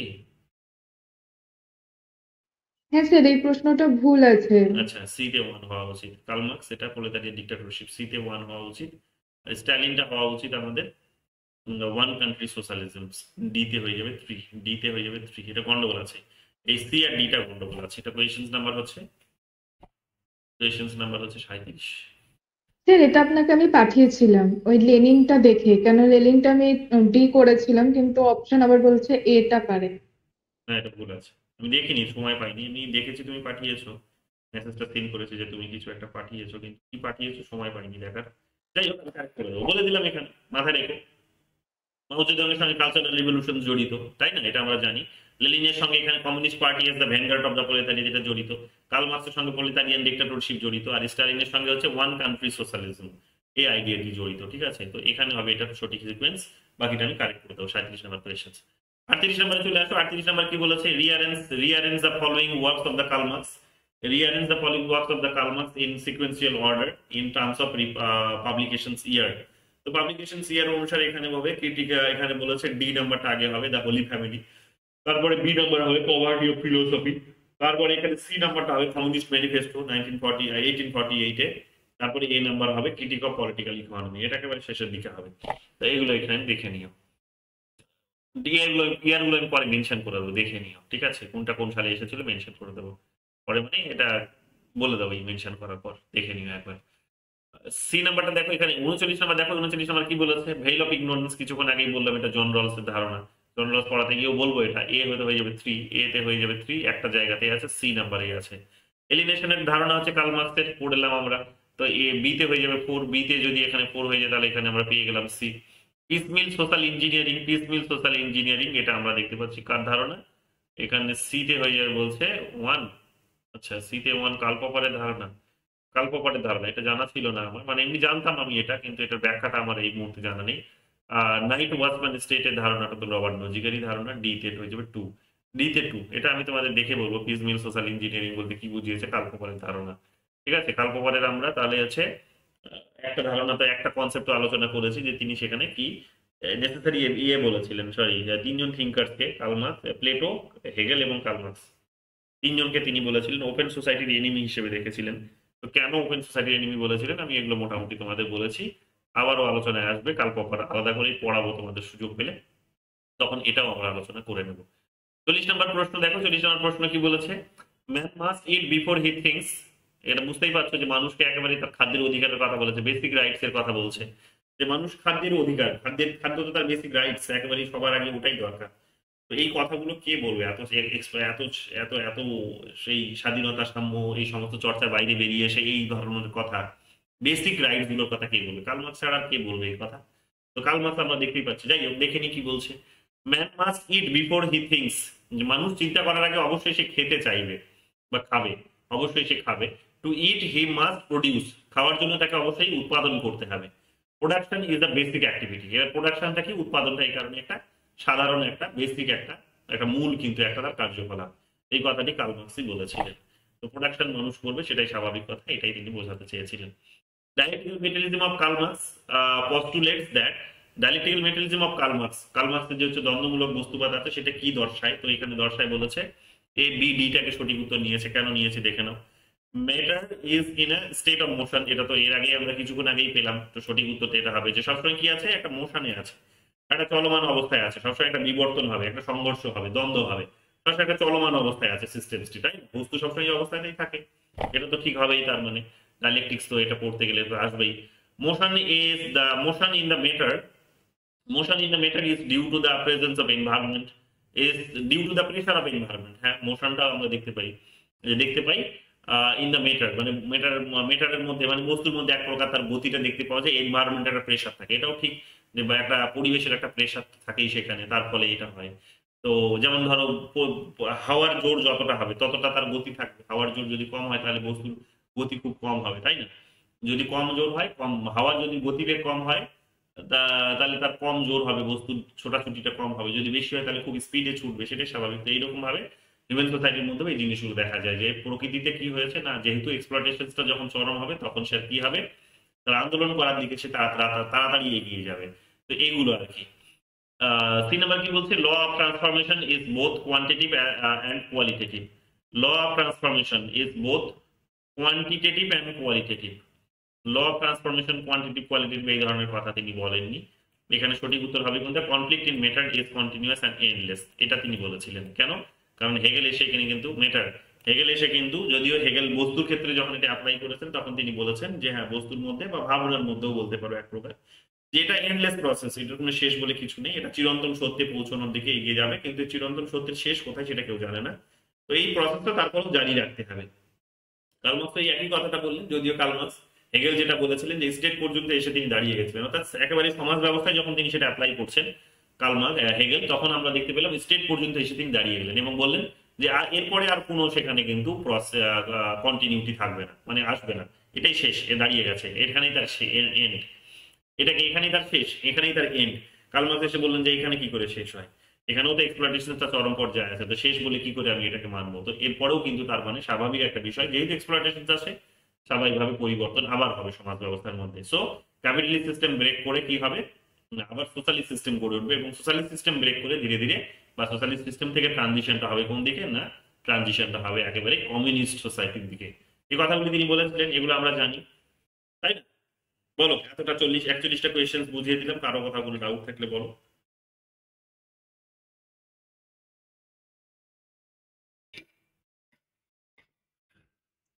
দুজন আসো, দুজন কেটে পড়লে দেখি। সেজন্য 1 2 3 4 5 6 7 8 9, 30 জনের মতো আছো, উপস্থিত মাত্র কিন্তু 9 জন। বাকিটা যে কি করছো কে এখানে। চলো 42 জন, 42 নাম্বার দেখো কি বলছে, the law of the dialectic of Marx, the laws of the dialectics of Marx does not include, যে কোনটা ইনক্লুড করে না কার্ল মার্কসের ডাইলেকটিক্স, কার্ল মার্কসের ডাইলেকটিক্স ইনক্লুড করে না বলছে the law of transformation of quantity into quality of the vice versa. তো the law of the transformation of quantity into quality, এটা তো আমরা দেখবো যে সেখানে সংখ্যাগত পরিবর্তন থেকে গুণগত পরিবর্তনের দিকে, এবং এইরকম ভাবে চলতেই থাকে একটা, যে বড় জল জমে বরফ হচ্ছে, বরফ আবার গলে গিয়ে জল হচ্ছে, এটা এক প্রকার কন্টিনিউয়াস প্রসেস, এটা চলতেই থাকবে, তাই না? একটা প্রেশার ক্রিয়েট যখন হবে তখনই সেটার কি হবে, সংখ্যার একটা পরিবর্তন হবে, সেখানে কোয়ান্টিটিতে পরিণত হবে, আবার কোয়ালিটির মধ্যে আবার একটা আহ জমাট ভাব আসবে, আবার সেখানে কিন্তু সেটা কি হবে না কোয়ালিটিতে পরিণত হবে। এটা একটা এন্ডলেস প্রসেস, এটা চলতেই থাকবে। তো এটা তো আমরা গতকালই আমরা পড়লাম ডাইলেকট্রিক্সের তার একটা 3টে যে ফর্মুলা আছে, সেই ফর্মুলার মধ্যে সেকেন্ড ফর্মুলা সেটা এই কথাটাই বলে। বি নাম্বার কি বলেছে? হুম, বি নাম্বার বলেছে the law of the unity of opposite, এটাও তো আমরা দেখতে পাবো ইউনিটি অফ দ্য অপোজিট, যে অপোজিট গুলোর মধ্যে ইউনিটি দেখতে পাই যেমন, আবার সেটার মধ্যে আবার কিন্তু সেখান থেকে বিচ্যুতিকরণও দেখতে পাই, যে ইউনিটি হলো আবার সেখান থেকে বেরিয়েও গেল, তো এটাও আমরা দেখতে পাবো, এটাও তিনি বলেছিলেন। The law of the negation of negations, এটাও তিনি বলেছিলেন যে নেগেশনস নেতিকরণ যেটাকে আমরা বাংলায় বলি, যে একটা যেমন অর্কিডের উদাহরণ দিয়েছিলেন এঙ্গেলস, হ্যাঁ এঙ্গেলস অ্যান্টিডিউরিং গ্রন্থে, যে একটা অর্কিড তৈরি হলো, তার বীজ রোপণ করা হলো, সেখান থেকে সেই বীজটা থেকে যে ফলটা তৈরি হলো, সেই ফুলটা থেকে আর কি যে বীজটা তৈরি হলো, সেই ফুলটার বীজটা থেকে আবার সেই বীজটাকে যখন রোপণ করা হচ্ছে তখন দেখা যাচ্ছে যে সেই এইরকম, যখন প্রজননের মানে দীর্ঘ একটা সময় পর যখন দেখা যাচ্ছে, 50 বছর উদাহরণ দিয়েছিলেন, যে যখন আমরা দেখছি তখন দেখছি যে আগের বীজের যে প্রজনন ক্ষমতা বা যে ধরনের ভ্যারাইটিস ছিল, যতটা তার কোয়ালিটি ছিল, নতুন যে বীজটা উঠে আসলো রোপণ করার পর আবার নতুন করে রোপণ করার পর বারবার বারবার করে, ঠিক আছে, রিপ্রোডাকশন হওয়ার ফলে বলতে পারো, তো স্বাভাবিকভাবে সেখানে একটা বড় ট্রান্সফরমেশন ঘটে গেছে, অনেক ভ্যারাইটিস সেখানে দেখতে পাওয়া যাবে। হ্যাঁ, কোয়ালিটি তার বৃদ্ধি পেয়েছে, তো এইগুলোই এখানে তিনি বোঝানোর চেষ্টা করেছেন যে সবসময় নেতিকরণ হয়, এটা তিনি বলেছিলেন। তাহলে তিনটা তো আমরা দেখতে পাচ্ছি তার ডাইলেকট্রিক্সেরই ল। ডাইলেকট্রিক্স বলতে তিনি তিনটাকে বুঝিয়েছিলেন, আমরা গতকালই চর্চা করলাম। 4 নম্বর কি বলছে, dialectics is dialectic is confined to its operations to the understanding of the past only। না, ইতিহাস কি করে হবে, শুধু confine to its operation to the understanding of the past only, past মানে অতীত, অতীতের কথা শুধুমাত্র বলেছেন, না অতীতের কথা কি করে হবে, শুধু অতীত তো বলেন, মানে অনলি বলেছে যেহেতু, দেখো যদি পাস্ট শুধু বলতো অতটা অসুবিধা হতো না, কিন্তু যেহেতু অনলি বলেছে তাই এখানে সমস্যা। কেন? কারণ ভবিষ্যতে ডাইলেকট্রিক্স হবে না, এই কথাটা কে বলেছে, ভবিষ্যতে তো ডাইলেকট্রিক্স হবে, কেন এটা এন্ডলেস প্রসেস, এই দ্বন্দ্ব চলতেই থাকবে, চিরন্তন এই দ্বন্দ্ব কিন্তু চলতেই থাকবে, এই কথাটা তিনি বলেছেন, বস্তুর মধ্যে এই চিরন্তন দ্বন্দ্ব চলতেই আছে, চলতেই থাকবে। এটা কাজে এই কারণে এটাই ভুল হয়, অনলি শব্দটি থাকার কারণে শুধু ভুল হয়েছে, ভালো করে ধ্যান দাও, এই অনলি শব্দটি যখনই কোথাও থাকবে না ভালো করে ধ্যান দেবে, কারণ অনলি গুলো যখনই থাকে মোস্ট অফ দ্য ক্ষেত্রে দেখা গেছে, মোস্ট অফ দ্য কেসে দেখা গেছে কি না সেটা অনলি থাকার কারণে সেটাই ভুল হয়েছে। অনলি থাকলে একটু সাবধানে পড়বে, বারবার করে পড়বে, ঠিক আছে, এটা একটু বলে দিলাম তোমাদের। 43 নম্বর দেখো কি বলেছে, Marx theory of the state and revolution is taken from, theory of the state and revolution এটা তিনি কোথা থেকে নিয়েছেন, তো ফ্রেঞ্চ রিভলিউশনস ট্র্যাডিশনস থেকে নিয়েছিলেন তিনি, এটা দেখে নিও, ফ্রেঞ্চ রিভলিউশনস থেকে নিয়েছিলেন।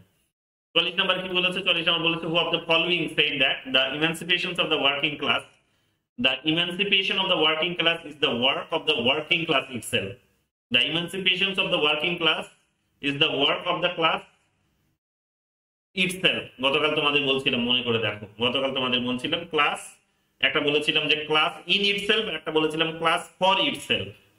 ক্লাস ফর যখন ইটসেলফ হবে তখন কি হবে, তার স্বাধীনতা বৃদ্ধি পাবে, তার ইমানসিপেশন আসবে, গতকাল বলছিলাম তার স্বাধীনতা বৃদ্ধি পাবে। কেন? তার কারণ তার মধ্যে তার মানে কনসিয়াসনেস জেনারেট করেছে বলে মনে করা হবে, যখন সে নিজের জন্য কাজ করবে, ক্লাস, সে একটা পার্টিকুলার ক্লাসে বিলং করে, তাকে যে শোষণ করা হয় সেই ক্লাসে বিলং করে বলে, সেটা তাকে যখন সেটা সে নিজে যখন বুঝতে শিখবে, এবং বুঝতে শিখবে বলে সে যখন আন্দোলন করবে, এবং আন্দোলন করবে বলে তার একটা স্বাধীনতা বৃদ্ধি পাবে, তার ইমানসিপেশন আসবে, তার স্বাধীনতা বৃদ্ধি পাবে। যখন স্বাধীনতা বৃদ্ধি পাবে তখনই কি হবে, অবস্থার পরিবর্তন ঘটবে, অর্থাৎ তার অবস্থার পরিবর্তন ঘটবে, তার স্বাধীনতা তার তার কিন্তু উন্নতি হবে। এটা কখন হবে, ক্লাস ফর ইটসেলফ হলে এটা হবে।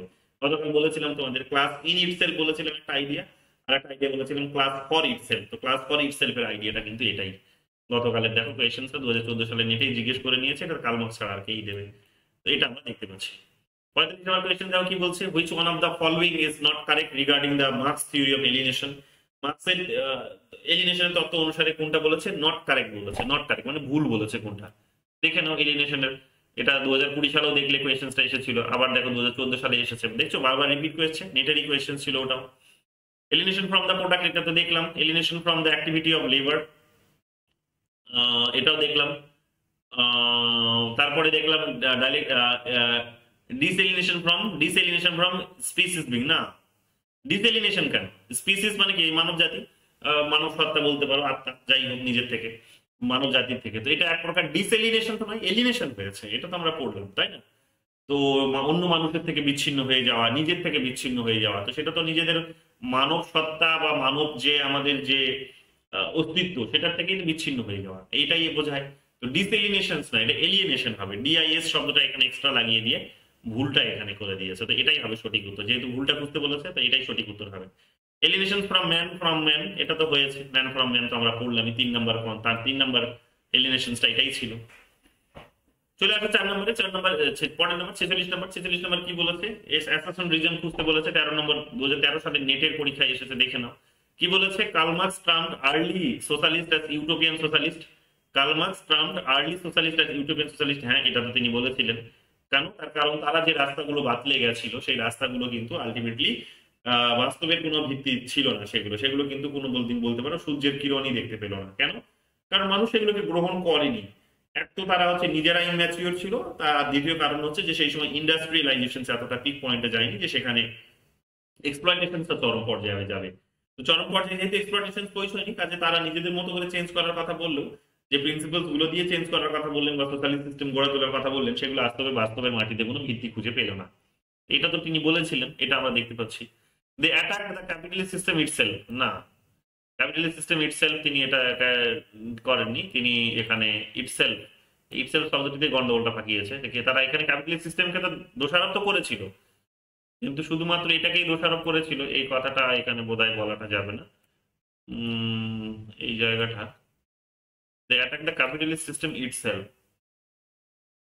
Capitalist system itself they attack, এটা আমাকে একটু দেখতে হবে কি বলেছে। এটা আমার মনে হচ্ছে ক্যাপিটালিস্ট সিস্টেম, এটা ঠিক হওয়া উচিত। ইটসেলফ ইটসেলফ শব্দটি দিয়ে কি বোঝাতে চাইছে এটা একটু বুঝতে হবে, দু রকমের মিনিং তৈরি হতে পারে এটা দিয়ে, আমি তোমাদের এটা দেখে বলবো পরে ইটসেলফ দিয়ে কি বোঝাতে চাইছে, কারণ দুটোই তো ঠিক, তারা তো ক্যাপিটালিস্ট সিস্টেমকে তো দায়ী করেছিল, এটা ঠিক। হ্যাঁ, ক্যাপিটালিস্ট সিস্টেমকে দায়ী করেছিল, ওই কারণে তোমরা দেখবে প্রচুর সোশ্যালিস্ট সিস্টেম তখন বেরিয়েছিল, যদিও কার্ল মার্কসের আগে এবং পরে অনেক বেরিয়ে এসেছে। কার্ল মার্কসের আগেও ছিল, কার্ল মার্কসের আগে যেমন দেখবে গিল, আগে পরে আর কি গিল সোশ্যালিজম তোমরা পাবে, ফেবিয়ানিজম তোমরা পাবে, জার্মান রিভিশনিজম তোমরা পাবে, অ্যানার্কিজম পাবে তোমরা, তোমরা সেখানে দেখবে ইউটোপিয়ান পাবে, এই ধরনের ইউটোপিয়ান নিজে আর একটা আইডিওলজি স্কুল সোশ্যালিজমের, তো সেগুলো তোমরা কিন্তু পাবে, ভ্যারিয়েশন অফ সোশ্যালিজম আর কি। তো সেগুলো আগে এবং পরে আর কি, এগুলো তো প্রত্যেকে ক্যাপিটালিস্ট সিস্টেমকে তো দায়ী করেছে। তো এখানে দেখতে হবে, এটা দেখে তোমাদের বলবো, এটা একটু আমার কনফিউশন হচ্ছে যে এটা কেন, এটা তো হওয়া উচিত। যাই হোক 47 নম্বরে চলে আসছে। 47 নম্বর কি বলছে, who said my own existence is a social activity and mind are social in their context as well as in their origin. Their social activity and social mind, এটা কার্ল মার্কস বলেছিলেন। কি বলেছে, my own existence is a social activity, যে আমার নিজের যে অস্তিত্ব সেই অস্তিত্বটা হচ্ছে সামাজিক, অ্যান্ড মাইন্ড আর সোশ্যাল, আমার আমার ব্রেনও এখানে, মস্তিষ্ক বলতে পারো, মন বলতে পারো, যাই বলো, মস্তিষ্ক ব্রেন বলতে পারো, হার্ট বলতে পারো, তো সেটাও সামাজিক, in their context as well as in their origin and there social activity and social mind. স্বাভাবিকভাবেই এখানে অর্থাৎ যা কিছু আছে এখানে লেবারের কাছে বলতে পারো বা ব্যক্তির কাছে, সমস্ত কিছু তার কিন্তু সমাজের সঙ্গে জড়িত, এই কথাগুলোই তিনি এখানে বোঝাতে চেয়েছিলেন। কার্ল মার্কস বলেছিলেন এই কথাটা, ঠিক আছে, সমাজ ভাবনার সঙ্গে জুড়ে দিয়েছিলেন, ক্লাসের কনসেপ্টের সঙ্গে জুড়ে দিয়েছিলেন। যাই হোক এখানে তারপরে কি বলেছে, যে Karl Marx writings in ascending order, contribution to the critic of economy, critic of political economy, এগুলো দেখে নিও অ্যাসেন্ডিং অর্ডারে, এখানে ডেটগুলো এক্সাক্ট বলেছে, এখানে নতুন কোনো থিওরি নেই। তো এগুলো আমি তোমাদের লিখে দেবো, এই ইয়ারগুলো লিখে নিও তোমরা, সেখান থেকে দেখে নিও, বারবার পড়বে। দেখতেই পাচ্ছ অ্যাসেন্ডিং অর্ডারে এখন সাজাতে দিচ্ছে খুব, তো অ্যাসেন্ডিং অর্ডারে কিন্তু এখন পড়ে রাখবে সব বইগুলো। কার্ল মার্কস কি বলেছে এখানে দেখো, কার্ল মার্কস বলেছে জন চালমার্ট জনসন বলেছে, টেডগার বলেছে, আর ব্যারিংটন মুরে বলেছে। তো value of coordinated social system model revolution is a process through which structural inequalities could be eliminated, aggregate psychological perspective, state of paternalistic bond between peasantry and এটা হচ্ছে প্রপার্টি ওনার্স। এখানে সঠিক উত্তরটি বলেছে সি। এটা আমি ধরতে পারলাম না সিটা কেন বলেছে। কার্ল মার্কসে এতে হয়েছে তোমার টু, এতে টু বলেছে এগ্রিগেট সাইকোলজিক্যাল পার্সপেক্টিভ। এটা আমি ধরতে পারলাম না, এটা তোমাদেরকে আমি আবার একটু দেখে বলবো। এগ্রিগেট সাইকোলজিক্যাল পার্সপেক্টিভ এটা একটু দেখতে হবে, দেখে আমাকে বলতে হবে। নেক্সট দিন এটা আমি চর্চা করে দেবো। স্যার এটা বলছি এতে 2 বলেছিল না 3 বলেছিল? এতে এতে তো সি বলেছে, সি ঠিকই তো আছে না? আছে। আচ্ছা সি আছে, হ্যাঁ স্যার, এটা তো সি হ্যাঁ থ্রি আছে না? বলেছে, আচ্ছা আচ্ছা, ঠিকই দুটো বলেছে দু এটা। জায়গায় আছে না? হ্যাঁ দু জায়গায় আমি নোটিস করে নি, এ আর সি।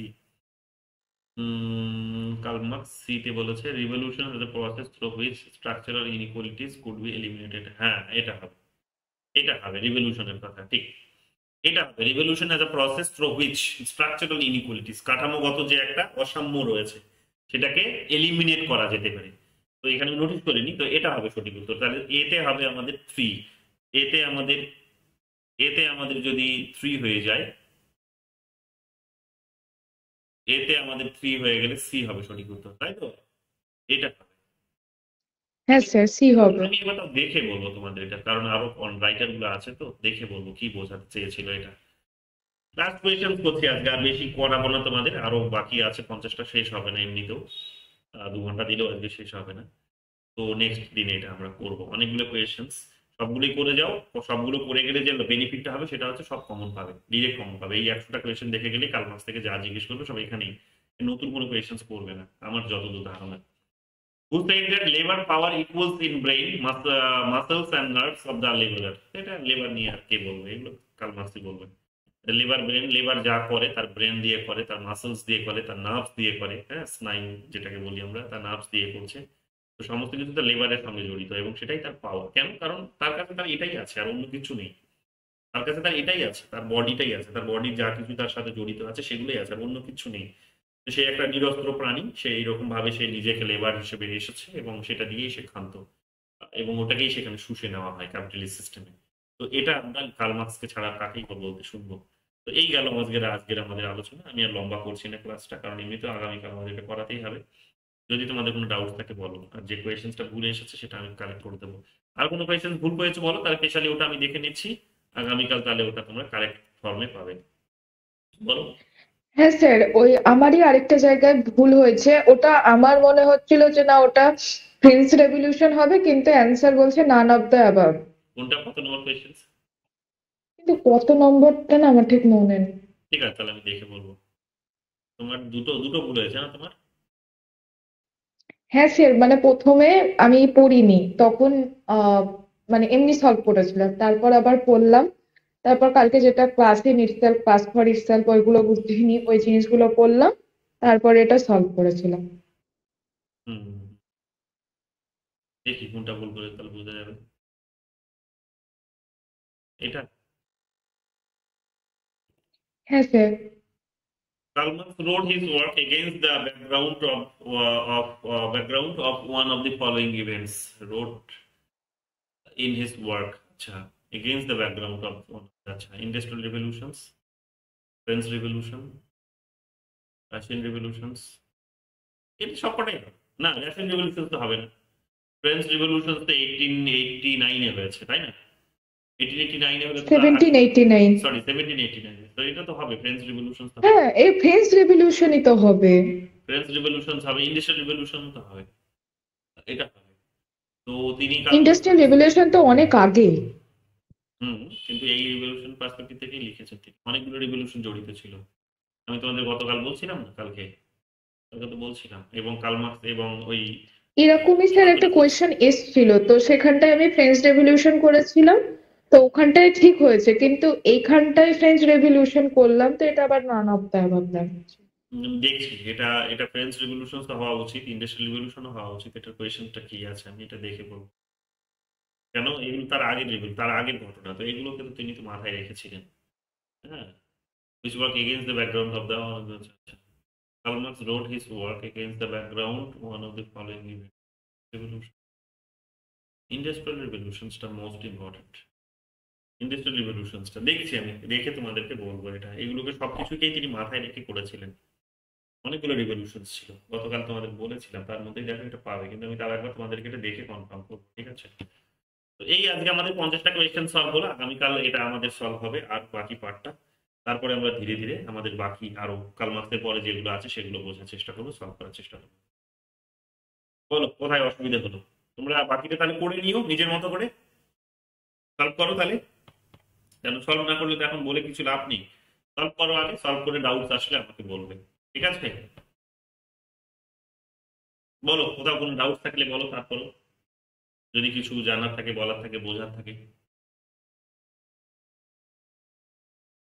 আছে জানার, বোঝার, বলার কিছু আছে? আমি ক্লাসটাকে রেকর্ড করেছি, কোথায় করিনি, করেছি।